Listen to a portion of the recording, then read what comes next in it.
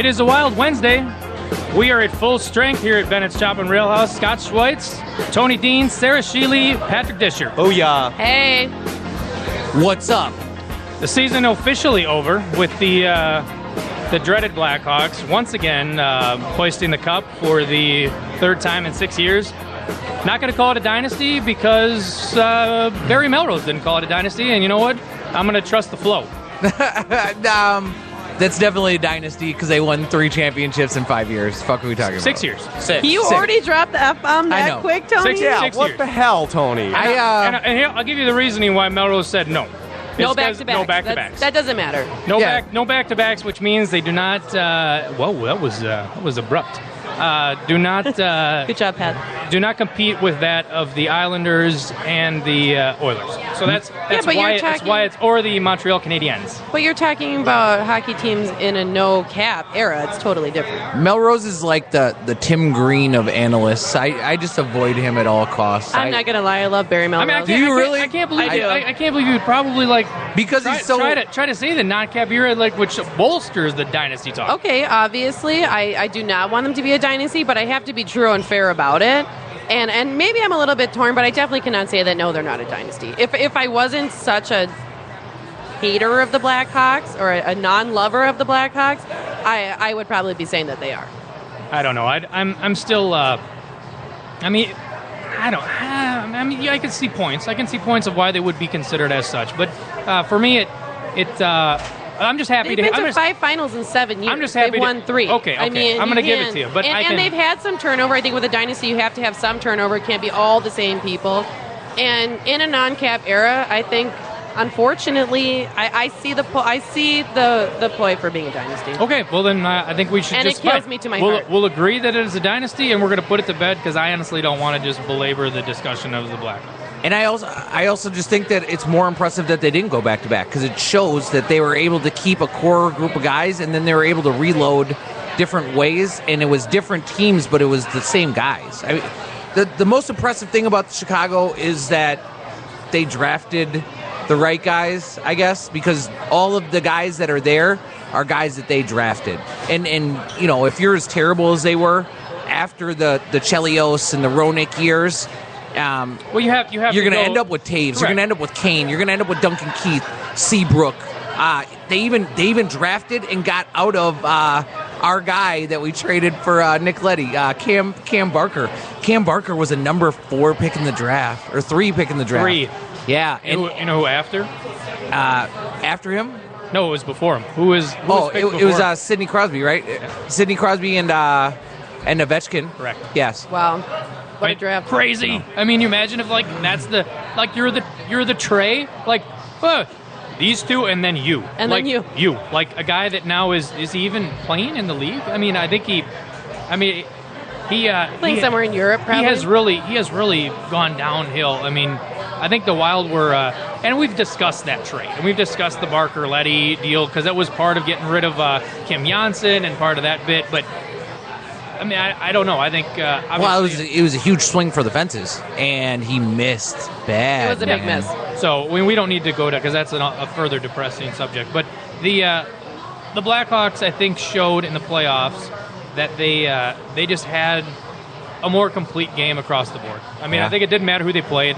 Obviously, it really was exemplified when, you know, and put the exclamation point on when they played us. I mean, it was on display. I mean, everything, every pass. We also played like shit. Yeah, but I mean, when they showed it, I mean, they're cutting off 60% of our passes. I mean, we did not play to our caliber, but I mean, when you see that it wasn't just us, and part of the Wild fans should take some solace in the fact that the team that swept us did win the cup, and they took down. Do you? Because I never hate do. That. But I hate that. It makes it worse. Oh, because okay. you want to know what? If we win that series, then we win the cup. That's what you're telling me. Let me ask you that. And I don't even believe that to be true, man. I think we might have lost to Anaheim. Would you have felt better? Would you felt better if they would have swept us and they would have gone to Anaheim and got swept? Would you have felt better? I would have felt better if they didn't fucking sweep us. Okay. Oh, I know, but I'm saying, okay, that's win over. a game, win one game. So, but if they go to Anaheim and they get swept, do you feel better or worse? Here's what I'm saying. I feel better. I definitely feel better. That argument that the team that beat you won the cup, so maybe you should feel better because they're the best team. No, not I mean better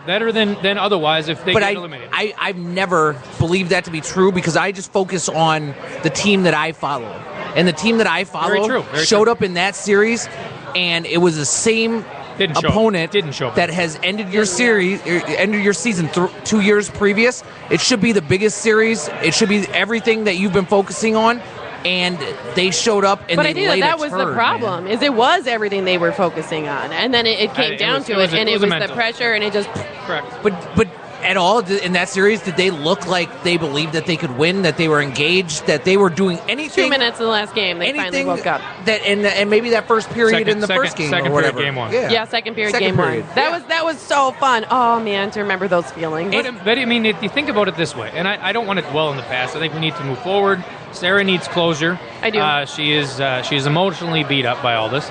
But I'm very vulnerable imagine, right now. I mean, the what-if game is a dangerous game to play. And imagine if first game, you have the big second, you follow up with a third, and you win game one. Then what happens? Yeah. Who knows? Sure. You can't play the what-if game because you can dwell on it forever. You can never play the what-if game. Well, in life and in hockey, that never works. Here's the other what-if. Hindsight's 20/20. The other what-if I'll extend out there, right? What if Devin Dubnyk isn't terrible? What if Devin Dubnyk isn't garbage in that series, right? Because he gave up the softest goals. All 4 of those games, soft goals. But concentration goals, flips from the boards, low shots. I mean, like he gave up soft. But there was nobody goals in front of him. There was nobody protecting that goal. I was just going to go there, and I was wondering how much of that. Yeah, and Suter's just getting burned too. How much? Love it. Love when he comes in with just. I mean, it's not even a little. Like he actually flies into the microphone like coming out of like coming out of left field. I love it. Keep the intensity. It never gets old. But if you have a little bit of that where your players aren't playing in front of you, it's probably like the reverse of what happened before. You know, you have a bad goaltender and the players don't play. If the guys in front of you aren't playing, maybe all of a sudden he's like, oh, God, I'm getting to get exposed. And then you get a little of that thing. You can pick this thing apart forever, and you can have them all lay on couches and, and sure, try to explain what happened. But the bottom line is it happened. They got swept, and who knows where we go from here. Hope to God they had some great exit meetings with Fletcher, and they're going to figure something out because obviously it's broken. And I don't want to be all like doom and gloom, like, next year we're not going to have anything. We have a damn good squad and a talented team, but we need to figure out how to take that next step, and that's very sports cliche, but it's true. What piece is missing, or what arrangement of the parts is missing that we have to do or fix to take the next step? I guess I would feel bad about, or I'd feel better about it if we had a younger team like Tampa Bay. Like Tampa Bay off this loss in the Stanley Cup, I think that they can take from this experience, know that they were good enough to make it out of the Eastern Conference, and they came up against a team that knows how to win. For the Minnesota Wild, this is a veteran group that doesn't show up in the playoffs. Well, it's a dichotomy group, I would say. I think you have a dichotomy between veterans and you have there's not a lot of middle. Like you have some middle filler, but you either have like your core veterans and your group of youngsters that were the, what made the Wild like the top talent pool, how many years ago? With the Granlunds, the Coyles, all of that, the Brodins. I mean, that core group was what put them in, whatever what do they have in the system? Like the highest rated bench of players. You're talking about the organizational prospects. Correct. And I totally agree. But the problem is that our young players have shown up in the playoffs and our veterans have disappeared. And that's what I mean. So I think what you're going to see, and what I hope to see, I shouldn't say we will, I hope what we will see is you will see those veterans maybe understand that this is a game that's going to have to be both. And the rookies, I think it's their responsibility because they are going to be with the contracts that they've signed, they've shown that they're going to be around a while. They need to step up and take a little bit more of a responsibility in that locker room and demand that. And demand is a funny word, but you need to demand that the team is going to operate to the level it can. It can't be With just the amount Parisi. of veterans we have right now, there's no rookie going in there and being like, this is how it's going to be. And they're It's not even just rookies. not- They're like third-year players. That's Well, yeah, They're okay, not- even they're the not- young, even the they're young not guys. rookies. I Even totally the young agree. guys, I mean. But even the young guys. And the You young think guys that- aren't going to do that. You think Dumba's going to go in there and be like, this is how it's going to be, Not Suter. Dumba. You will not play this many Not minutes. Dumba, but Who? I mean, Finish Jesus? Peter Pan? Peter Pan is not. Peter Pan might not. Peter but, Pan's not stopping in there. But if you get like a Coyle or somebody else who might not, and I'm not saying he's going to come in and like throw his stick down and like put the gauntlet in the room, but that's the people that need to get with Parisi and like say, hey, where's the future of our team going? Because we're all in this together, and it doesn't matter if you've been around X amount of years. Like, we're all in the same team, and we're all signed for contracts for X amount of years. Like, how are we going to fix this? Because we don't like losing to the Blackhawks just as much as you don't. So unless we can figure out a better way, it's going to be it's the definition of insanity. It's you doing the exact same thing with expecting different results. And especially if you come back with this You can't. core You can't intact. come back with the You can't. exact same. You well, can't. and you can't. And if you have the amount of core because of the contract situation, you at least can't have the same makeup line-wise that you did this year. And I guess you can't say can't, right? Because there's a great possibility That they do. when camp opens up here in September that Mikko Koivu's still on this team, that Pominville's still on this team, that Thomas Vanek's still on this team. I think Pominville should still be on this You have a lot of limitations of how that. I mean, we talked about it before. I mean, how you can move these people and how Sure. hard it's going to be to do so. Well, that's an issue with these contracts. Including, why are you doing? Captain Chicken Wing, who decides that he needs to get his ailment fixed. It's Oh like my God. Backstrom. I mean, come on. What happened there? What got dropped in what isn't- January where he was not shut down then? He never told anybody. Wow, you know what Do he's you doing? believe that? Yes, Here, 100%. here's what it He's a feels like. selfish SOB that needs to retire. I don't know if I totally believe it. It feels like and he's never going to retire. It I feels- believe it too. It feels like Backstrom is leveraging so that he doesn't have to retire, and then he's going to make all of his money this year. Like, I think for whatever reason, and probably the Wild, right, not taking into account that these guys aren't performing, or it's just good enough to make the playoffs, that Backstrom, Koivu, some other guys, Pominville in the playoffs the last 3 seasons where he just disappears. He had a bad overall year too, but I still like him. I think Pominville can bounce back and be a 25, 30 goal scorer, but if in the playoffs he gets eliminated as much as he did, if he turns over the puck, if he's not able to provide any production, then that's somebody you need to move on from. I agree. I just don't think I'm ready to. But how are you going to do it? How are you going to do it? How are you going to move on from it? Pominville has the most tradable contract of that entire veteran core. And so, but he's also, probably the one that I want to keep the most. He also, yes, and I also would say that he has probably, besides like Parise and Suter, he has the highest potential to obviously remain productive. But of people that we could trade or could not trade or would even think about dangling out there, he's the last one I would like. 2 years ago, he had the highest goals in the team. Sure. I mean, basically, if you look at it that way, and you don't want to knee jerk, and you don't want to basically like get rid of a guy after. I mean, one thing, because who knows? Maybe next year you can have a bad year, and And I think he just had a bad year. I talked to somebody at work about this, who said, what are we going to do about Koivu? So I'm like, what's funny is you really are at a lose-lose situation with Mikko Koivu, because he's playing a role he shouldn't be. He's making more money than he should be. You have really limited options as far as where you can put him, and you can't do anything on the team to like spark him. Like, you can't put him down to a third line and like and his watch contract him. is like stone. Correct. So, But the point is, like, so you're limited in that regard. So you can't put him down to a third line hoping that he's going to get fired up and play better. If you find a way to trade him, Mikko Koivu is going to elevate his game and pull a Minnesota bit and like go somewhere else and be fabulous. And you know what's going to happen? Some other team's going to put him on a third line or something else, and he's going to play better. Okay. And then everybody in Minnesota's going to be like, why did we trade him? We never should have traded him, because it's different. You can't do this in your own team and in your own locker room and expect to get like that fiery result. Okay, to add to that point too, nobody's taking him by himself. So you're going to have to sweeten the deal, give a prospect or give something like that. So then you're still paying, and if you trade, you got to pay that person too. So either you're screwing us down the road or screwing us now. I mean, there's really like a no-win situation with him, with the exception of him coming out next year and actually playing Like hockey. Dutch door action. And I don't even think the problem with Koivu is his actual performance. It's the fact that they've tiptoed around him for so long that how do you ever hold him accountable? I mean, and it's a culture. I mean, really, ultimately, it's a culture problem. What I said. And with the way that they've done it, you can't have a coach that is unwilling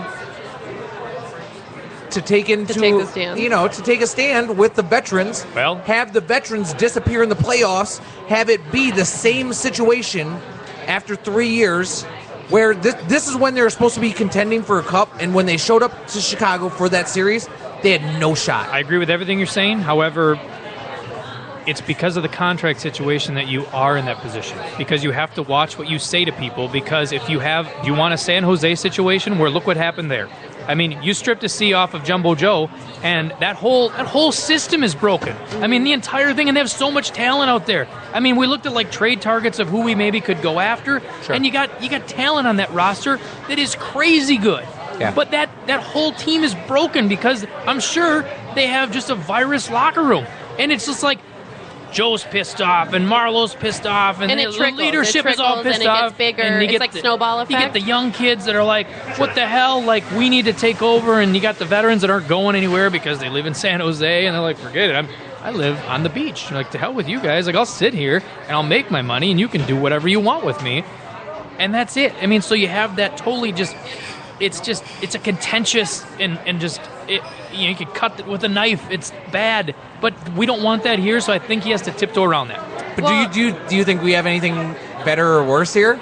I mean, do you really feel like we're closer? So ultimately, what needs to happen is you need to have. Well, I'm saying I don't feel like we're closer to the cup than San Jose is. I feel like we have a similar problem where we have all of this talent on I the think we're roster. closer to the club than San Jose. I mean, last year San Jose was the top team. They shit the bed in the playoffs, and they didn't blow up the thing. They brought everybody back, and then this year they missed the playoffs. Correct. But being honest about it, I don't think San Jose has any less talent than the Minnesota Wild, and San Jose's veterans have been every single year in contention, should be in the Stanley Cup, should have won a Stanley Cup. Maybe they missed their window, but they're only 2 or 3 years older than our veteran group. If you just put it on paper and you put Joe Thornton, Pavelski, Marlowe, you would take them over Koivu and Parise and Pominville. I would not take him over Maybe Parise. because of what they've maybe done, not. though. Never. I don't know. Not with the heart. Nope. Not with the heart, but the production. You can't- Marlowe and Pavelski, they've both scored more points than him, been more productive. Even though I love our guy, Doesn't matter. You need a guy like that on your team. I don't Sure. care. I don't care what it is. You can take any other person, and I'm not. well, and I'm Jumbo not- Joe's that guy for them. Jumbo Joe is that guy. I don't think he has. I don't think he plays was. with that. I don't. He was. But look what happened when they took the captain away from him. Sure. Did he play with that anymore? Sure. Parise understands he's the captain of the team, and he's not like pounding his fist. You don't know. Give me that You C. don't know you don't know he understands he's the captain of the team because No, he Mikko does. is the captain of the team. No, but Mikko is silent. You know that Parise is the life of But that Mikko team. He's has the the heart C. of that team. Mikko has the seat. Well, we've said it- and we've this said is time and Mikko's ti- team. time and Mikko time was here again. before Parise That is got not here. Mikko's team. Well, that is it's- not Mikko's it team. isn't To the anymore. fans- It isn't anymore. To the fans, No, it's not. That's not Mikko's team to me. Is that Mikko's team to you? I'm pretty sure if you went on the street, I around, promise and you, and you polled that's the Mikko's fans, team. if you polled the fans, If you they pulled would a Jay Leno, went out there and Yeah. asked random people on the street who's the captain, Sure. they would say Parise. every But single one of if them. you had unless honest, you got some mindless person, if who'd be you like, had honest "Who?" moments, if you had honest moments in the locker room, every single person would say this is Mikko's team because the Wild has deemed it so, and they deemed it so when they signed him to that contract after Gaborik left that you can't get rid of, and it's still the that case. contract is ironclad. It's And they- still the case but because they- they haven't taken the C off his chest. But they needed to at the time. But They did. and now we're living with it. Correct. And now they should have traded him probably last summer. Correct. And then they should probably trade him this summer, even if you get nothing for him, just because. but who's going to take him with that contract? Somebody- That no, much no, money. somebody will. Somebody would. Oh yeah. Somebody would take him, and it would Oh, yeah. it would be the situation I For- exactly said. For what though? Is what I'm saying. But you're Straight probably up. not getting anything back. Straight up, You're they'll dumping they'll him. just take him. You're dumping him. Somebody in this league would take him Well, because if you're dumping him, yes. because he. I mean, you're not getting anything back, but you would not have to give an asset up. I promise you And that. that would clear a lot of cap, too. And reality and perception with regard to leadership and whose team this is between the fans and the actual team and the organization, I think is a huge disconnect. Because, when you say strip the C from Koivu, then you get all this mockery and it's all, it's not a big deal and this and that.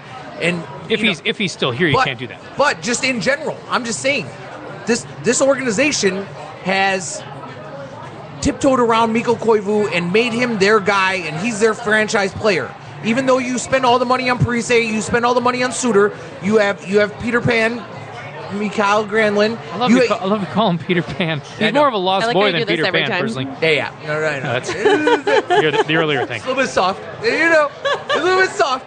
But Mikko Koivu, nobody is holding him accountable. Nobody's going out of their way to confront him, ever. I know, Never. but I'm saying you can't. That's the problem. He's the albatross. You can't do anything while he's here. No, you can do stuff. You're choosing not to. You have to trade him away so you don't have the San Jose bit. Sure. I agree with trading him, too. And I think the biggest problem with him is not only does he not show up in the playoffs, but he doesn't show up October, November, He showed December. up the second half of the season. And then January, there he is. But that's his bit. That's his deal. I'll defend that, but the point that's is the Euro in him. And I think that unless he's hurt. And I think that that's why teams would have interest.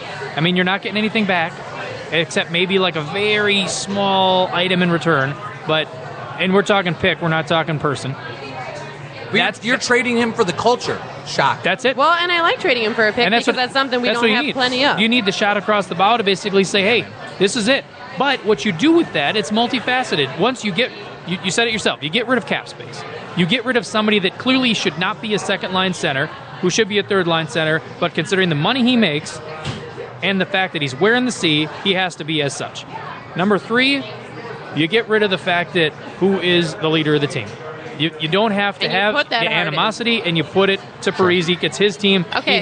He has the team. He's not getting traded. There's a no trade, no move, everything clause. He's here till whenever it is, until he retires. $98 million, 13 years. It's done. Yeah. Forever, for my lifetime. But the point being is, you don't have to ever then worry about it. I mean, when the time comes, Parise is he's like a Wes Walls as far as the heart goes. If he's not the leader of the team anymore, he would probably be the guy that's like, you know what?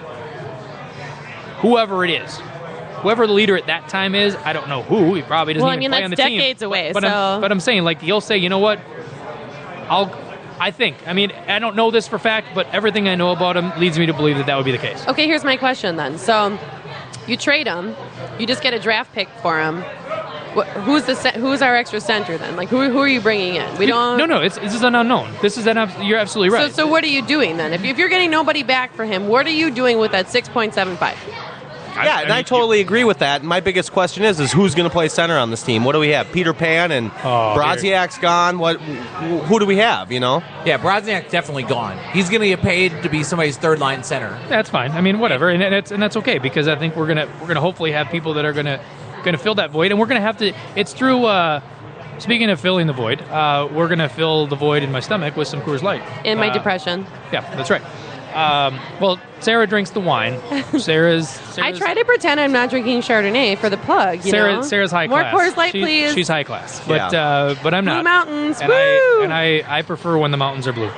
So anyways, what the hell? You pointed the Coors Light and you totally derailed me, man. I'm sorry. You can't do that to me. I got serious ADD, man. So anyways, why don't we take a break? Maybe I can gather my thoughts and we'll get another Coors Light. Yeah, we can get another Coors Light and we can come back with a bit. We'll be back in a moment. Is that recorded? Oh, is that recorded? Yes, it is. So scared right now. Okay, can you guys shut up for a second? This is Scott Schweitz, and you are listening to Wild Wednesday. This is Sarah Sheely. You're listening to Wild Wednesday on the Alive and Social Network. I'm Tony Dean from HockeyBuzz.com. This is a Wild Wednesday on the Alive and Social Network. Patrick Disher, and you listen to Wild Wednesday on the Alive and Social Network. I just was handed an urgent news story. Oh, my God. Here we go. It's Bennett's Happy Hour, which I was going to actually piggyback off my staggering effect earlier. Coors Light gives you the staggering effect if you have one too many, and then you can call up Blue and White, and they'll bring you on home. But 250 Coors Lights in all domestic bottles from 3 to 6 at Bennett's, 250 Rails, 350 Calls, 450 Cosmos, And $5 sliders and martinis. $4.50 Cosmos and martinis. And the martinis are up on the board ridiculous. in front of me. And honest to God, I feel like I'm at an ice There's cream. over 30 of them. I'm at an ice cream shop because I'm seeing things like red velvet cake and vanilla sky and truffalini and mint chip cake. That sounds good. So come on in and enjoy happy hour from 3 to 6. I did see on the board up there, voted number 1 happy hour in 7th. It is. All right. For 9 years running. There we go. I like it. The term foodie can sometimes come across as a tickle pretentious. BT and Lydia are here to demystify the term and reclaim it for the sake of good food. Their weekly podcast brings in fellow foodies and culture creators from the Twin Cities to talk about all things food. Find this duo only on the Alive and Social Network.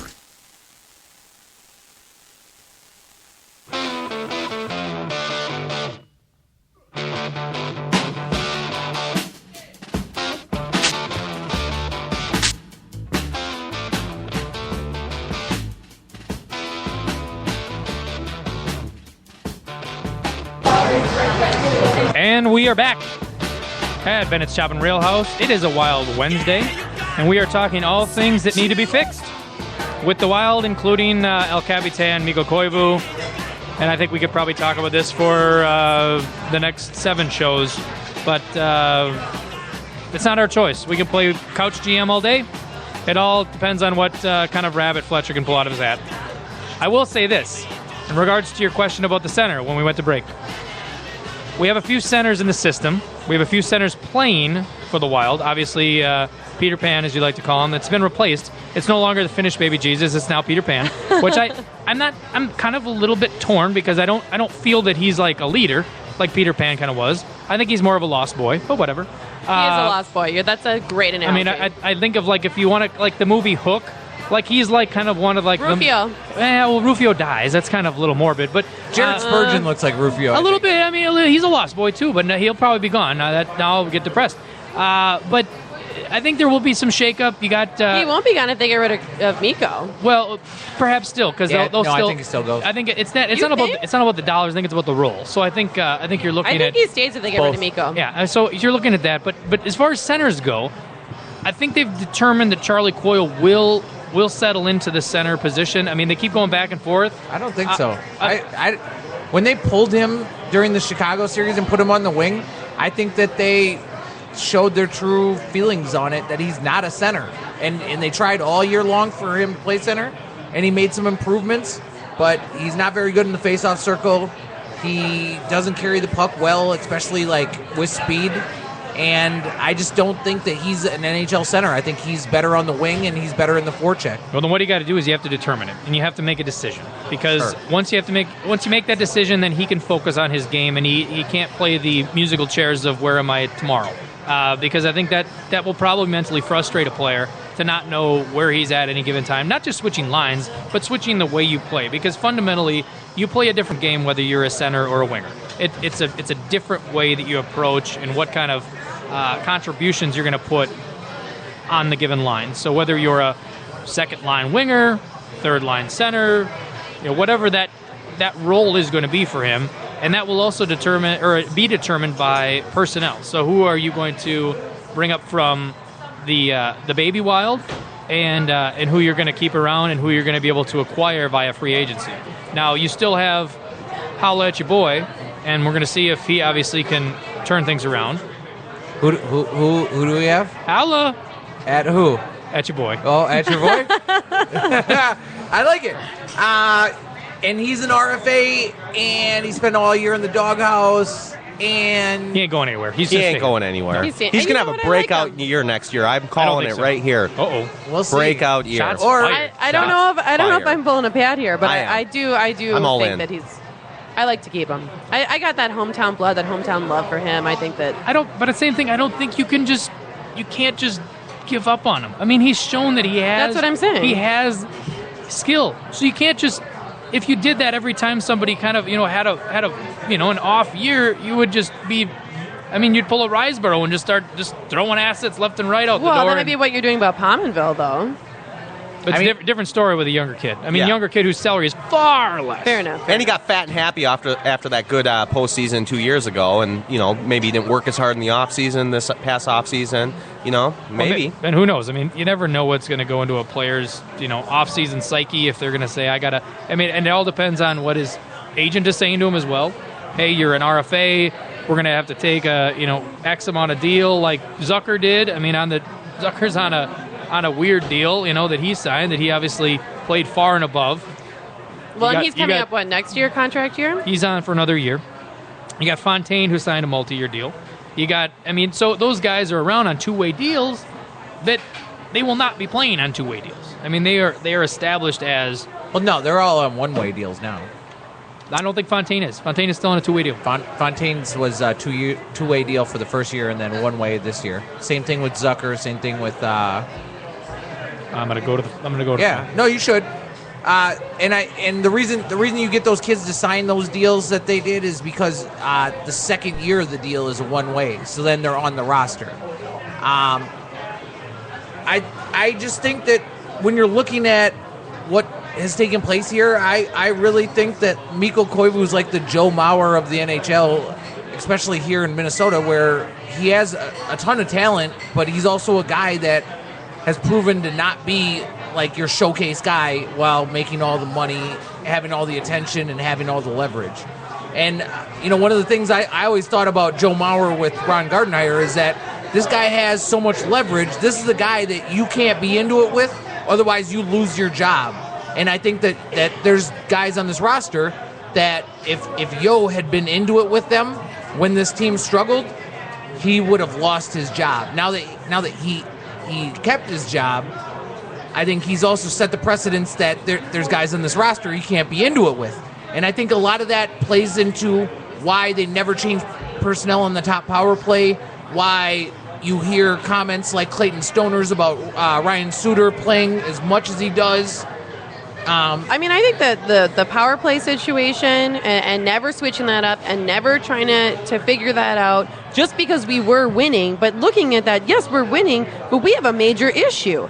And an issue that ultimately will be the end of us in the playoffs. I mean, we just should have addressed that during the season. It was never addressed, and I think that honestly that was the end of us. And that contributing factors. I mean, I don't think you can say that. I mean, the power play was the only reason that we got swept. I'm not saying that, but I'm saying obviously that you have to address it during the season. You can't ignore it because we're winning. Absolutely, given the opportunities. But the thing about winning is when you are winning, you're not getting the type of criticisms and things aren't going to be under the microscope as much because you're winning. So why not just you kind of roll with it, I mean, you never point out the negatives when you're winning. That's true, but I do actually feel that the whole second half of the season when we were winning and we were doing so well and we're on the playoff run, it was still very much out there, even in the media, talking about the power play situation. I agree with you 100%. And they ask Yo all the time, and he just kind of... Well, they asked Yo, they asked Fletcher in the end of the season. I mean, it was all winning, it was all kind of a deflection thing about, and he did not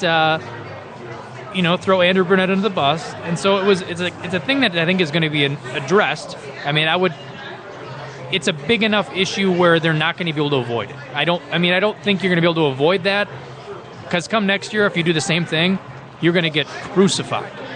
They just did it for 2 years in a row, though, because last year the power play was atrocious. Well, but you have different... And then they brought down Andrew Burnett to make it better. Yeah, but the difference was what we did the second half of the season. And you got different personnel. The best team in the NHL and all that excitement. Matthew Dumba wasn't around. Too much. So that's one big thing I will say in defense of not fixing it. 2 years ago. 2 years. But this year... Yo knows best. Yeah, but you didn't have a guy that stood up and showed that he can be a first power play guy in his rookie year. I mean...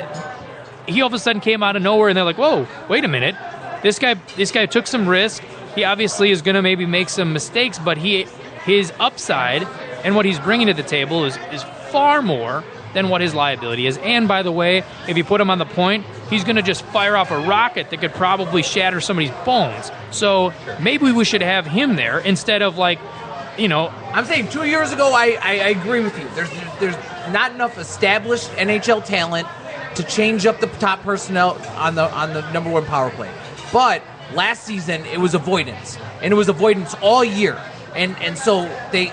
I'm not disagreeing with you. I mean, because we were winning, so they didn't have to. And then they laughed about it. They're we're winning games, so who cares about the power play? And that's what I'm saying. Like in the media, cocky. And it's foolish to not do that, because when you realize something is still broken, I think they're worried though, and who knows if it's something that they had. I don't know what the word would be, but if they're worried, if we tweak this, is it going to be a trickle effect down to the way we're winning? And you kind of want to treat it with kid gloves, because you're like, I don't want to screw with anything. Like, we're winning like crazy. We're unbeatable on the road. I mean, we're the best team in the NHL. Like, overall, we don't really want to screw with anything right now, because who knows if you tweak with one thing over here, then it all of a sudden affects something over here. Yeah, but you have to test that in the regular season before you hit the playoffs. I get it, but we weren't even in the playoffs. But like, we were fighting to get back into. We were still fighting to get back into the playoffs. Not towards the end. We were in. We knew that we were in. I mean, it did kind of dwindle at the end there, but I mean, things should have been tested. I don't think we clinched until like the last couple games of the year. I'm not even talking about clinching, but I'm not saying we clinched. I'm saying that we knew the team that we had doing that. But you got to know that going into the playoffs like that was going to be an issue. Especially since in the playoffs, these games are so tightly contested. Absolutely. If you get a power play, you can't go out there, dance around on the perimeter, not accomplish anything. Correct. And that's what they did. I mean, a power play to the Wild this year wasn't an advantage at all. And I mean, that's just the reality of it. Well, it was a running joke to basically yes, they declined. They wanted to decline and say no, we'll go football style. Let's decline the penalty. Yeah, we'll take 5 yards. And even more than that, right? The reason I'm so fired up about it is at the end of the year. Seriously perk up. And I like that. At the end of the year press conference, guess who doesn't get blamed for anything? Brunette. Nobody does. Not even Brunette, not Yo, not the veterans. Nobody does. Chuck Fletcher says, well, this is definitely not Brunette's fault. Well, then whose fault is it? Well, I mean, that probably is a little media thing, too. I mean, you got to be careful. Like, you go But he's not fired. I understand, but you can't go out and who knows what's said behind closed doors, but you're not going out and, like, just carrying a can of gas with you and be like, hey, media, are you ready for this? Because I'm gonna light this with a torch and watch this You want to know what explode. Fletcher's job is? Fletcher's job is to say, it's my fault. I'll deal with them. I mean, that's his job. He's the line of fire at that point. And then what he does behind closed doors. Because unless you get rid of him, you can't start, throwing barbs at people. But we've decided it's not a personnel problem this year, because there was plenty of guys. You could have had Zucker up there. Well, he didn't say that. You could have had Dumber. He didn't say that. He didn't say that. But we've decided that. But we've decided that last year it was a bailout because they didn't have guys besides Koivu, Pominville, Parise, Suter to play on that top power play, right? This year, they had the guys, they didn't use them, right? So it's coaching. I get it. It's coaching. It's somebody's fault. It comes back to that same thing of, it's not the same as taking the C off, but it's the same thing as saying to those veterans, like, I'm sorry, but you're not playing on this top line. And that's the thing. I think when Fletcher comes out and he says it's not Andrew Brunette's fault, I think there might be a little bit of, you need to read between the lines, because if he says that, I think honestly, and he doesn't call out other people or point it out, I think it's going to be addressed. Or he doesn't say it's not Andrew Brunette's fault and it's not these players' fault. Like, if he says that, okay, complete avoidance and you're not addressing it. If you say it's not Andrew Brunette's fault, you might want to just read between the lines and say, we get it, or not we, I get it, and it will be addressed because it hasn't been this last year or the last 2 years. So it will be addressed per my exit meetings, per whatever. If it needs to be something that's imposed, to say, like, listen, Mikey, I get it. Like, you don't want to be the bad guy. If you want me to roll down to the locker room and say, listen, shit ass, you ain't on the first PP. Shit ass. If he has to do that, if he has to tell the coach, if you don't want to be the bad guy, I'm willing to be the bad guy, then the coach should go. I think that is true, but I do not agree that Yo should go. No, I'm not even saying Yo should go. So I'm maybe saying if Yo's not willing to pick the fight, then he should get out. I mean, that was tongue-in-cheek, but I mean, I think maybe it's something to say, like, sure, Mike, you need to fix this power play. It doesn't matter who. And I'm giving you my general manager support on these veterans under giant contracts to fix it. But he if they should have always issues, have that I'll support. deal with it. Yeah, reading between the lines of that statement, I take that as it's Mike Yo's fault, not Brunette's. You know, I certainly think everybody believes. I mean, how was it's the Mike power Yo's play in fault. Pittsburgh? It's Mike. Yeah, no doubt. And that was one of the great things that Ooh. that was one of the great Patrick, things. what the hell was that? Dropping nuggets left and right. So last week we had the Felskas out here, and it was Teresa Ferry's, Derek Felska's wife, and she said in Pittsburgh, one of the downfalls of the Penguins was that their power play was dog duty, right? Nice. We've already passed the line. And- We're screwed. Yeah, wait, So, you because they had go this- from Sorry, the F, Mom. you go from the F word to that. Because they had this dog shit power play, Do. right? You know which assistant was in charge of their dog shit power play in Pittsburgh while Bilesma was there? It was the gentleman Mike Yo. Shots and, fired. And so There it is. When Shots fired. When Yo knows best. Hey, when they come with and they want to say these, I don't care. I don't want them to come out and say anything about it. I want you to show and prove that you can fix it. I want you to show and prove that you have these younger guys that are more capable, able, and probably more willing to engage in the power play, shoot the puck, Yep. be dynamic. Scored a goal. They should be on the ice. Probably who shouldn't be on the ice during the power play is Suter. Pominville, Suter, Vanek. Pominville shouldn't be playing the point. He should be down low. He should be closer to the net where he can actually get his shot on net, because this year from the point he got very few shots on the net. Ultimately, what it comes down to And is he you need lost Well, with you Pominville, need to he does integrate. also shoot everything too. Well, you need to. I mean, he'll shoot everything. You switch so- it up. Sure. You switch it up, and you sprinkle in some veterans and some rookies not even rookies, younger. I mean, your younger The players. young guys. The young Being guys. Younger honest- players being and some honest, veterans. There wasn't a rookie on this roster this year. The young besides guys. The young Folin. guys. I guess you can count Folin, and he didn't play much. Dumba. But Dumba wasn't. I mean, Yeah, Dumba he was played kind of a his- He was rookie. a rookie. No. So it was a He's rookie a rookie. season. He played his obligatory like how many games before he got shipped Even- back to Kelowna but or wherever it he was was his at. second year Red of his Deer, pro Red Deer. contract, I guess I would say, because he stayed long enough Okay. last year that I would still it consider him a activated rookie. his Yes, but it wasn't. He did get shipped home. He Yeah. got shipped back to wherever the year before, and then this year he got shipped down to Iowa, and they kept him past his time. So then they shipped him down to Iowa for a while, and then he came back. I'd say this is his first year Sure. that you can count. So I would give it his I would rookie consider year. him his rookie. But I think when we say rookies, I think we're talking about Granlund. We're talking about Nino. We're Yeah, talking yeah, about and that was- Zucker. that was my We're fault. talking That's- about Coyle. yeah, that's we're my bad, talking and they're about not, and they're not. Scandella. We're talking about Spurgeon. And clearly they're not anymore because they're in their third We're talking year of about their deal. Brodin. And these kids, right? Because they're in the third year, The kids. they should be competing and have the type of roles that Tampa Bay gave their kids. Yes. And you should well, have. look at Zucker. I mean, he was definitely on that path. I mean, Well, and he got- had and he got had he hurt. not gotten hurt, and you shoulda, coulda, woulda, what coulda happened type situation. Indeed. But had he not gotten hurt, I mean, I consider him on that path for sure, being that player. And that's the thing is when you eventually address that, and if you want to call them kids, I mean they're between the ages of 21 and 23 or whatever it is, so they are kids. But if you look at that comparison to your veteran presence, which are also in I guess in comparison of age, I mean they're in their early 30s.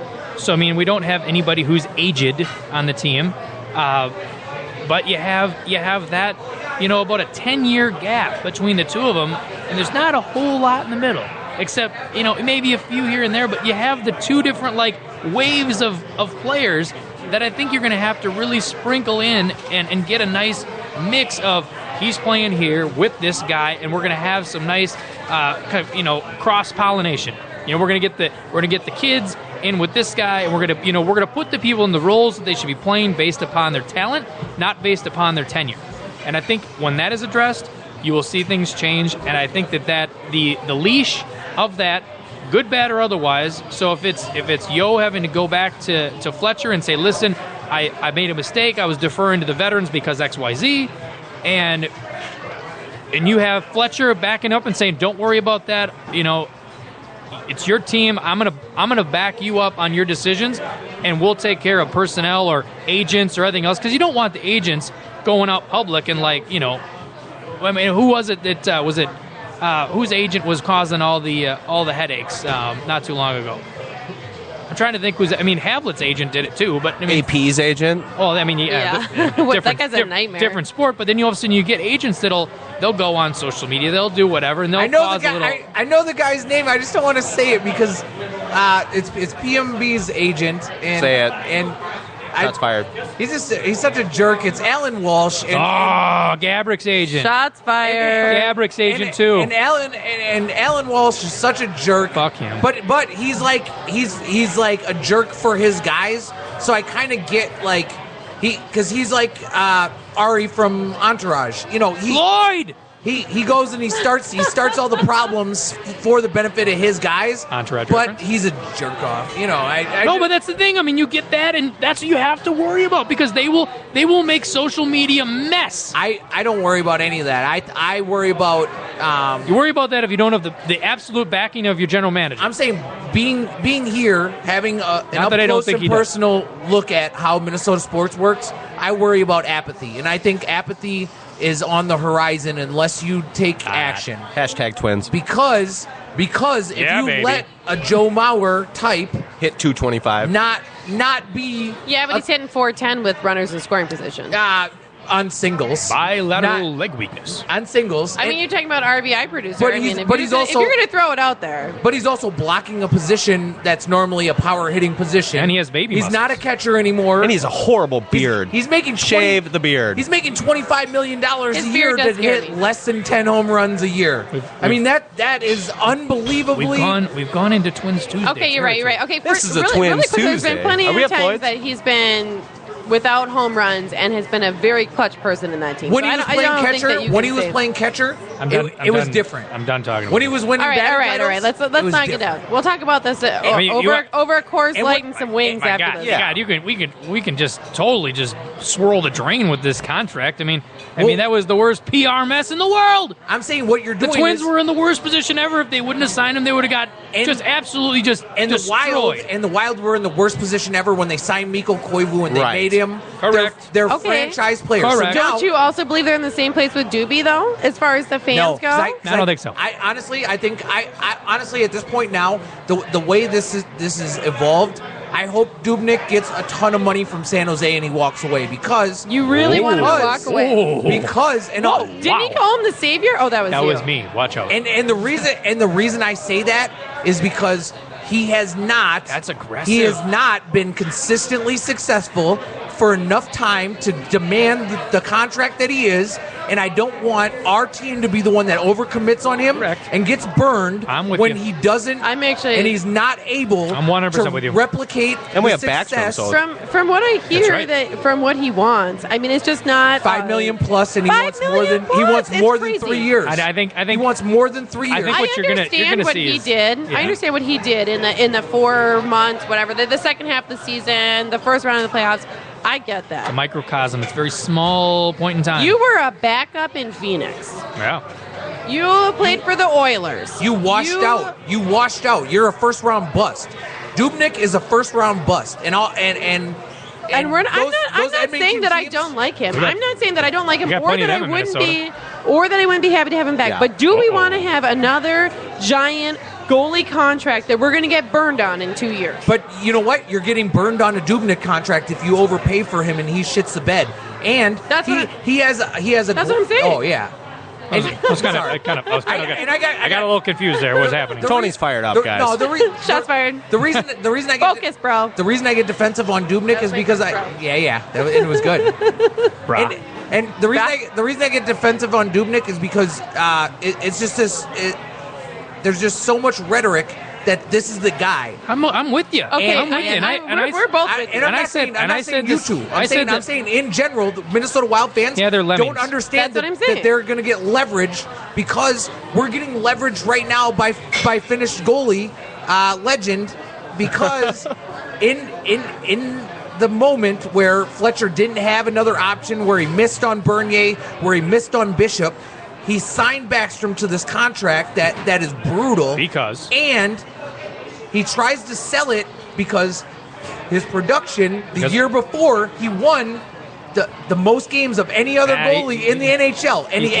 He signed it because of Harding. But I'm saying his laurels are, well, he led the league in wins in the lockout season, even though he was injured and missed the playoffs. Hey, but he's played a whopping how many games? The mid-season. 5 games or something ridiculous? I'm saying. And he's not going to do anything. So let's just. We got to just. Let's talk about goalie situation. It's going to depress me. Don't do that. Let's talk about it. So We have to talk about it. What we, do you but think? that's- we I have like to talk about it. avoidance. That's what we're here for. Okay. Obviously. That's what So, I'll Doobie. I'll just close my eyes eventually. Like I'll just wake He's up like, and they just have to figure it out. They'll figure it out. They'll sprinkle- talk about some stuff, and then it'll get figured Okay, out. okay, but the things in the thing is stuff. we're, My we're, guy. we have painted ourselves into a corner somewhat. I mean, we definitely have. We thought that Doobie was the savior. oh God! However, Hold now on. I'm going to tell you to pump the brakes. Stop because- Wow, we yelling thought at he was me. the You savior, can't- and then he shit the bed against Okay, Chicago. we're getting ahead of ourselves. Super hard. All we're, Okay, no. all we're It's not, taking it's is not. No. It's not that I don't think that he's really great. It's the unknown of him and that contract. Correct. And what we will have to pay him for what he's waiting for. Here's the thing, though. For what we'll have to We're pay all- him. Okay, listen to me really quick. Stop. Shut up. Mute. Okay. So for what we'll have to pay him, Yes, are we going to end up in the same situation probably. where a few years down the road we are cursing Fletch, saying that bastard, I can't believe he gave him that contract per usual. He's the Cam Barker We of goalies. still have 3 goalies. Nice. We're not going to Shots be able. We're not going to be able to buy out Backstrom. We're effed. We're effed on that one. Not yet. We've got what? 13 days. What's the date? 17th. there- We've got 13 days. There's some leveraging in that. Get Well, some we're duck- going to trade Backstrom, right, Tony? So it's no problem. Well, that'll be the only option. Duct tape. That's what I was Yeah. saying. And I was right on that too. The worst part is we were right. Yeah, we were right. I agree, and we were saying to mute Scott at that time Yeah. because he needed to be because There you go. trade was the only option, unless and so Michael Russo wrote about it, and he was like, I think Backstrom's getting Who? bad advice. We got Nice. another option. I think he's getting bad advice, and the reason I think Backstrom's getting bad advice is because if he gets cleared by the doctor and he makes himself eligible for a buyout, he'll He's get. never gonna. He's not gonna do that. By the he third, might though. There's no. No, he might because he's getting bad advice right now from He's his getting agent. a lot of bad press The- too, the- and it's unfortunate because it's going to taint him but for us. Here's how he can make it better for himself. He can slow it down, get cleared by the doctor, get bought out by the Wild, and then he could come back and get signed by a team to be a veteran goalie, make the same money he was going to make for this year, and he would make a little bit more, and have a shot at playing in the NHL this year if he got with the program. You think Backstrom's going to play in the NHL next year? Could he play somewhere Did you- on a veteran minimum? Hell yeah. Did you say play? Like actually, like actually be a starter? Like be a backup? Between yes. the pipes? Be a backup? Yes, he could. And- Okay, so that brings us to but the not for second his thing. current salary unless we No. trade and give something away with and then him in the repay trade. it. Yes. I mean, like, what Take if money we back, trade yeah. him for? Okay, you take $1 million of this. We'll pay the rest of it. Yes. We're done with this. And then we draft a goalie, right? But it's the same thing as Brizgalov. It's the same thing as No, I don't. We got to okay, talk. so, We got to so talk what about happens about Kemper then, though?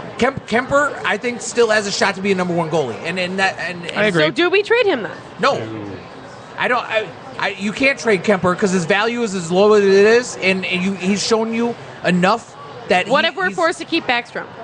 Now, Backstrom. Then you want to have 3 I'm on my goalies? magic Google machine because here's what I'm thinking. Backstrom- Who was the? I just had his name in my head. Now it left. The guy from the Rangers that they were under a contract with, and they stashed him in the minors because they basically couldn't do anything with him. Oh, you're talking about our guy that used to be in front of the net. The defenseman. No, No, it wasn't Avery. It wasn't Avery. It was a different guy. A guy that they had a big contract on, and they couldn't get rid of, so they stashed him, and they paid him his full salary, but they put him down there to free up a roster spot. He was older. Oh, I know you're But talking we about. can't. He's a stash defenseman. Backstrom. What's his name? It's bothering me. He came Starts from R- Ottawa. Redden? Yeah. Red. Something like that. Wade Reddick. Wade Reddick. And they put him down there, and they're like, he's old, and we're paying him a ton, but But we whatever. can't do that with Backstrom. Yes, we can. No, we can't. He's got a no He's move got clause. no move clause. Yeah. We can't put him down there? He has to agree to can't, go, yeah. and he won't agree to go. We can't. That's the other thing. I mean, that It's ironclad. I don't think Nicholas Backstrom gets enough credit for what he's doing to the Wild from the fan base. I think he's still like Well, I don't the want to cute talk trash old. about the fans, but they're No. they're lemmings. I mean, I'm saying he's a cute old uncle where you're Uninformed like, lemmings. man, I remember when he was good. He's such a great guy. No, He's- and he's that's not helpful to fair the too. veterans. I mean, I do Uncle agree. Nicholas. I definitely have hatred. I don't want to say. I hate to say hatred for him, but I'm frustrated. Strong I'm word. angry. I'm angry with what's happening. Might be the but wine. we do have to remember. No, that's making it better. That Oh. makes it not hatred. We do have to remember that he is the best goalie the Wild have ever had. Yes, and now And we do have to appreciate he's that. the and worst we contract that we do have need on the to- roster. Hey, that could change. For the last 3 we have seasons. some really shitty contracts. For the last 3 seasons, now that hasn't we played. don't have Harding. I mean, Because I he's think we're good. 37. Harding was making less money. I know less money, but I hurting mean, us less. Yeah, but the contract-wise, contract was signed with nothing behind it. Even previous to that, Backstrom was making $6 million to not play in the playoffs. 6.5. Yes. I mean, you know. Big dollars. But we need to talk about these contracts. That's the number one problem as far as I'm concerned. If you look at our cap space and the issue that we're in, these contracts are ridiculous. Well, why these does no Matt trade Cook clauses, have? Why these does no Matt move Cook clauses? have a no move clause? Matt Cook. He was 34. He was 34 I'll tell you what, in that though. contract. Fletcher, This year, I get it, but after last year, I was bought in. And I bet you could pull everybody, and they were too, because he came in. He was a good locker room guy. He was a good teammate. I mean, he was 34. He was a contributor. He's still a contributor at 34. Played a good game. But and I agree with that. But you have to. He had injuries know what this you year. Are at 34. You know why? You know why? Like the reality is, he had injuries. Minnesota's flyover territory in the NHL. To get Matt Cook to sign here, I thought we were the state of hockey. No, I mean we're proud of ourselves here. Nationally, we do have a song. Nationally, it's flyover territory, and to get Matt Cook to sign here, Circuit Fletcher Jason had Aldean. to give him a no move clause. He had to give him a no move clause. I mean, that's the reality. I actually do not think he had to give him a number. I've met the guy. I met the guy, and I like him. Totally disagree with you. I think he had to get him to do that to Probably. sign a $1.7 million deal. Over 3 years, I'm sure, probably right. And I'll tell you what, that locker room guy wise, I mean, last year I think he had a bad year because of injuries and other things. Yeah. But from a locker room guy and from a teammate, I mean, I don't think for that price point, it doesn't matter. I think it's a good good player to have. And it's not even a bad contract. But he just contributed so little last year. And of course last year, but who knows next year? I mean, next year, where are you going to put him? It would be a third, fourth line? non-issue. Third, fourth line, you got some space. You got some space for veterans. You never know where he's going to be, but he could go either way, third, fourth line. I mean, he has that type of versatility, we wouldn't even and be he can talking contribute about offensively. that if it wasn't for all the other non-trade, non-clause, non-move, non-everything contracts that we have going on. But he's I totally agree. He's like a middle of the road guy, though. You can't put anything on But him. that's what I'm saying. But Like, it we all wouldn't ties even into be talking about that. mismanagement. It all ties into mismanagement. It all ties into leverage and being painted into a corner by your veterans. Yeah, I mean, that's what Chuck Fletcher has done. Now he's got to work it out. And maybe he doesn't work it out. Maybe he gets fired, man. Because I do not agree with that at all. What? No. Okay, so what? I do agree that we have as a whole painted ourselves into a corner. These contracts that have been signed are ridiculous. We do have a bad Chuck streak, Fletcher though, should not be fired. of- Let me ask of you. goalie injuries you and can't things. paint it like that. You got to slow down. I said if he doesn't figure it out and they miss the playoffs next year, he could be out of a job. Agreed. Because he painted himself into the corner and he's not if we missed the able. playoffs last year, the last Wild Wednesday show, we're rioting. Wow.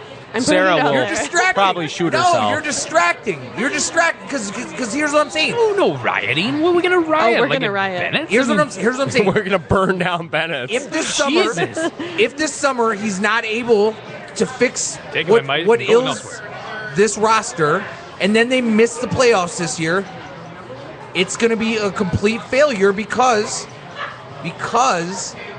they got so close to having a cup contender, and now they're taking steps backwards, and your veterans are getting older, and it'll be another year of Mikko Koivu getting 2 steps slower. Okay. I mean, that's like a circa Paul Abdul. I mean, 2 steps forward, 2 steps back kind of a thing. But still, I'm No, how is that a thing? because I did. I'm throwing out F-bombs. We're both throwing out F-bombs for the Paula Abdul reference. Unbelievable. Okay. I'm All gonna right, keep. you guys- I'm gonna keep it going. I'm gonna go Paul Abdul. I went earlier a couple shows weren't ago. even listening I to went the thing I Celine was Dion. saying. You know, I know He you did weren't not listen listening. to one I did. thing. You were like, I'm going to say a Paula Abdul thing that's going to be awesome. No, you said he's gonna get fired because we I took know 2 what I'm going steps to throw forward. in there. Paula Hey. Abdul. That's what we did. What we have to do, and I'm sorry, I've been on a tangent because I've been Oh. so I pissed off. wanna know We have to talk about what the we draft have to party. do. We have to talk about the Let's draft talk party. about the We have to draft talk party. about the draft party right now. So we're at Bennett's. It's going to be so fun. I can't even believe we haven't brought it up yet. This is I'm a so Wild excited. Wednesday. I've just been too fired up, too upset about the way the playoffs ended. But let's talk about it. This is so awesome. Last week we Equally upset geeked about out goalies. on the Wild Wednesday. It was myself and Derek out here, and then Patrick was here as well. Asked great questions. What's going to take place is June 26th. It's a Friday night. A week That's from the first Friday. round of the NHL draft. We're going to come out here. We're going to be here 6 to 9. 7 to 10. No, 6 to 9 because the draft starts at 6, and Patrick knows that because he is all about the NHL draft. East Coast bit. It'll be 6 to 9. I've been studying a lot. For the first I and was just second saying what I round. heard Patrick say in another show, but anyways, go on. How excited is everybody to hear Gary Bettman get up there and be like, and the Minnesota Wild with the 20th pick. I'm like, when he tried to like do the cup thing, I wanted to like just have somebody smack him with a stick. Like, you're such a douche. Like, you're such a douche. Like, and they're a dynasty. It's like, shut up. Shut up. No, everybody hates you, you little weird man. Shut up. He's so weird and little. Yeah, he's a weird guy, but yeah, we're going to be here at Bennett's. We got a big table set up. Allie Baker, Derek Felska, Tony Dean, Lord Schweitz, Sarah Sheely. We're all going to be here. We're going to be having some fun. Joe's giving us some great specials. We're going to go half-price burgers. We're going to go 2-for-1 drinks for anybody wearing NHL gear. And the whole concept behind the draft party is 2-for-1 anythings or what? 2-for-1 drinks. Yeah, Joe didn't specify, so hopefully we're not going top shelf. Better call blue and white. Yeah, there you go, the Capcast. But the whole plan is for these people to show up with their jerseys on, and when their team's on the clock, come on, ask the crew a question, find out. We talk trash about Yeah, we'll talk trash. Sure, they talk trash, Hopefully no one gets in a fight. But then we got live music starting after the draft show. We're going to have a great band out here, so it's going to be a fun deal. Come in and check it out. Is there something about cover? Like, if you get here for the draft, there's no cover for the band, right? Yeah, if you get here during the draft party, there's no cover for the band. And if you get here after the draft show is done, you got to pay $10. Pay Joe Bennett. Who's the band? Piper. Joe, tough question, but Gonna be a great band. Yeah, Can't wait no, to he's hear a good him. guy. He's like it's a single singer-songwriter guy. He's got all his own equipment. He played out at Floyd's like 3 weeks in a row here. He's really good, and I forget his name. It just passes on me. Now Sarah's talking shit. One-man band. Yeah, the one-man band. They call him P. Diddy style. But what can you do? They call him P. Diddy style. That's his fantasy football name. That's my nickname. I like P. Diddy. I like. You know what I like? I like that Schweitz side eyes you after making a Paul Abdul reference. Like you weren't just talking from between your cheeks right there. Yeah. What are you talking about? Yeah, exactly. Lord Schweitz, he gets a little testy. At least he's not hangry this week. Angry. I did have my dry He had rub his wings, chicken and wings? Tony followed suit and also got the dry rub wings. They're damn good. Amazing. Damn good. And This place is phenomenal, honestly. The feel in here, the family feel, the atmosphere. It smells good right now, doesn't it? smells What really is good. that smell? Actually, It's driving I pull me up nuts. outside and it That's smells me. so good. Oh, no, that ain't you, buddy. That's some barbecue, I Definitely think. not you, Yeah, Scott. baby. Scott sweating Coors Light. And dry rub wings. It's a musk. And with Musk, I think we'll go to break. What are you drinking tonight, Jason? The Minnesota Pubcast with Jason and Molly. I'm drinking a Lickbridge Hop Dish. It's Pub Talk from a Minnesotan perspective. I'm always really proud of where I'm from. I'm super proud of Minnesota, and I think Minneapolis is awesome. I think St. Paul is awesome. I think they're a really awesome cultural epicenter. With great local guests. So the other voice you hear in the room today is Jerry Fagerberg from the City Pages. Talk about the official Minnesota Tall Boy, which your piece is on the cover of the City Pages today. It is on the cover, came out today. Talking movies. All right, you saw Boyhood. I need to hear what you thought. Oh, man. Oh, man. Wow. Sports. A guy who was undrafted knew what was coming. And everything else you talk about at the pub. Let's not pretend like we know what we're talking about. Well, what do you think I do every show? The Minnesota Pubcast with Jason McGovern and Molly Burke. Listen at mnpubcast.com or subscribe on iTunes. We want to just find meaning in life. Reach for this one. Just when you thought it was safe to go back online. Just turn it on kind of...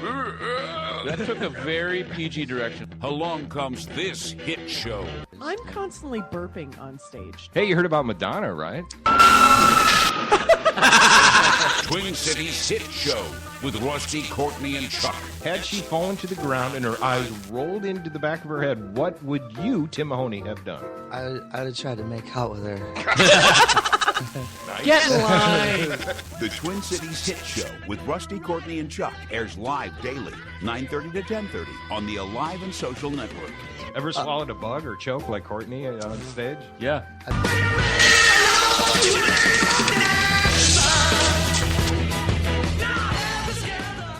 I meant to do this.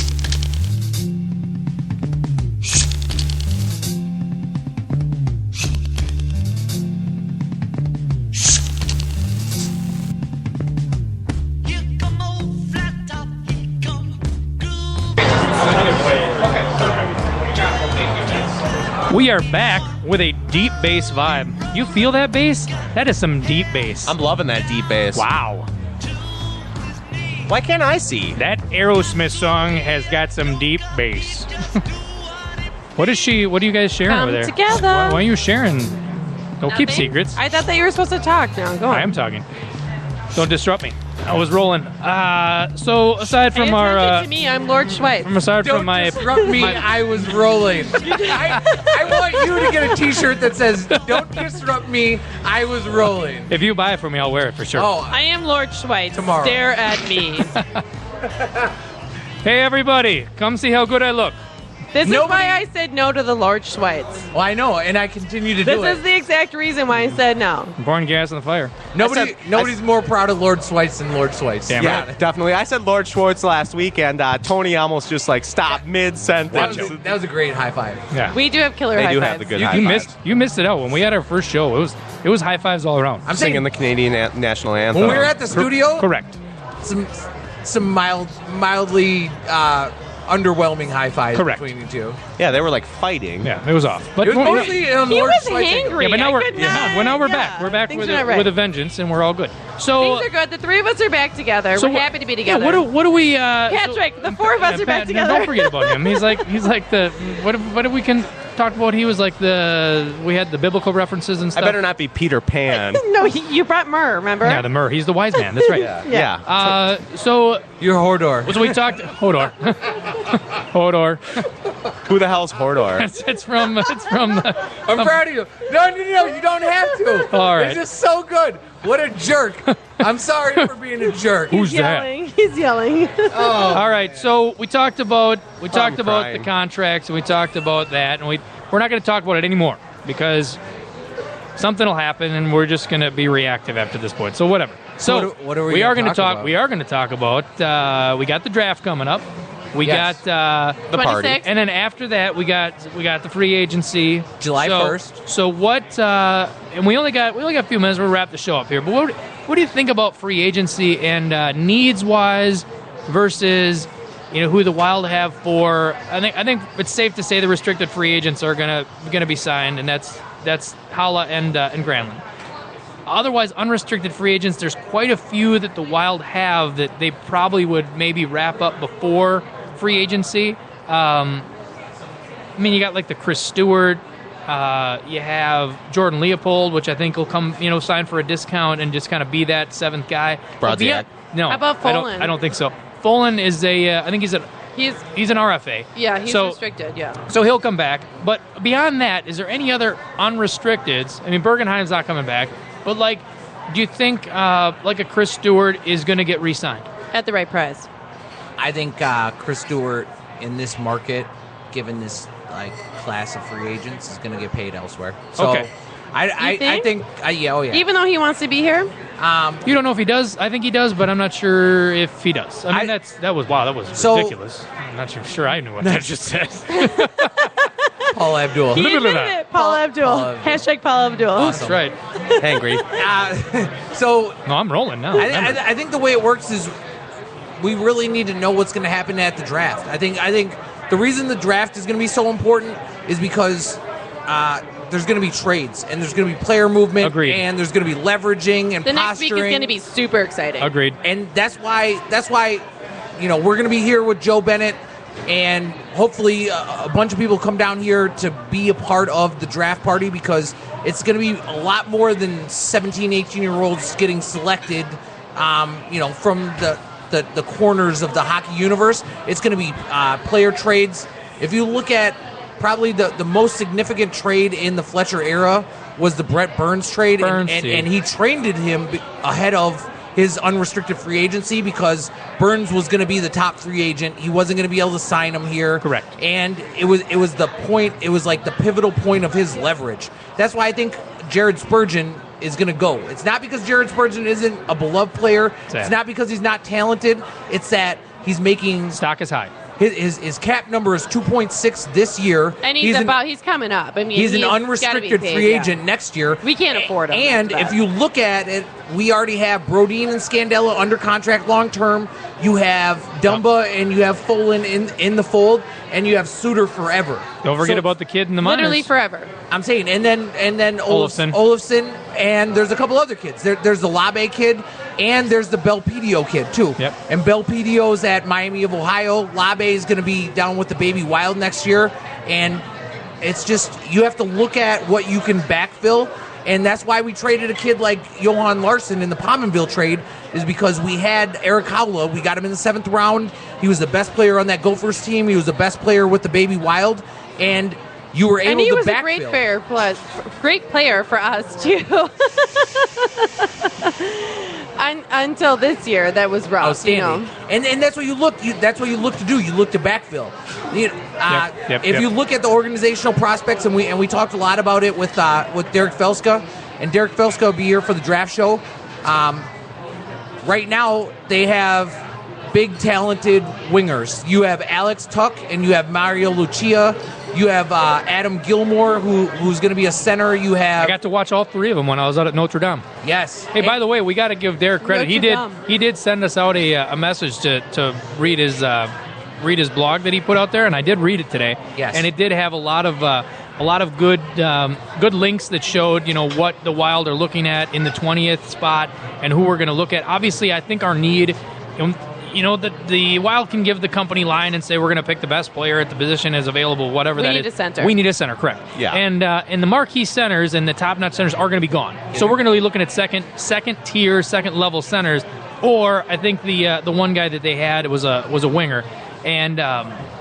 And he was one of those. I think he was a Russian guy that they had on one of the links. Denis Giranov. Correct. And it was one of those it's a swing and a possible high risk, high reward kind of a thing. And I don't think that's the kind of guy that we need to go after right now. Really? I think you need to go after maybe a good, safe center, and whether that means trading up to get one of those centers, because I think you need one.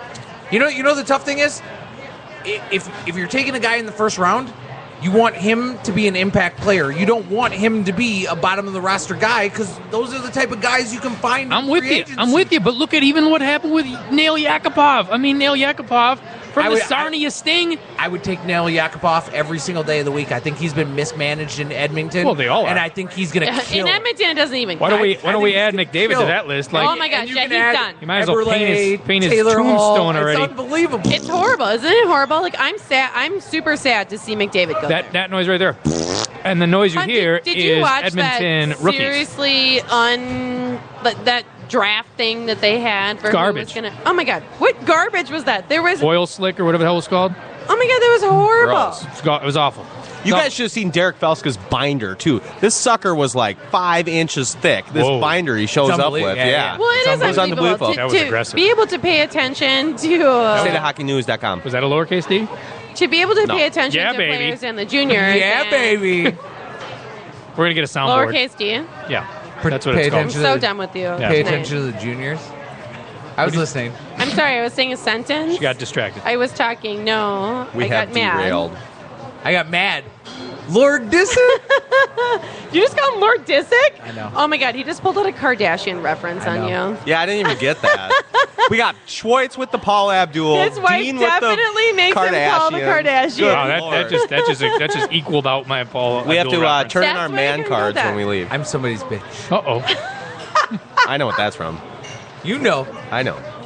It was that last week when we weren't here because we're both creeped out. What? Why weren't you No, it's here from a last movie. week? I want to talk about it. You talking about Squirrel Master? Yeah, exactly. Yeah, it's called Half Baked. Distraction. Okay, that is one of my favorite movies. Came ever. out of left field. Yeah. I mean, The show is derailed.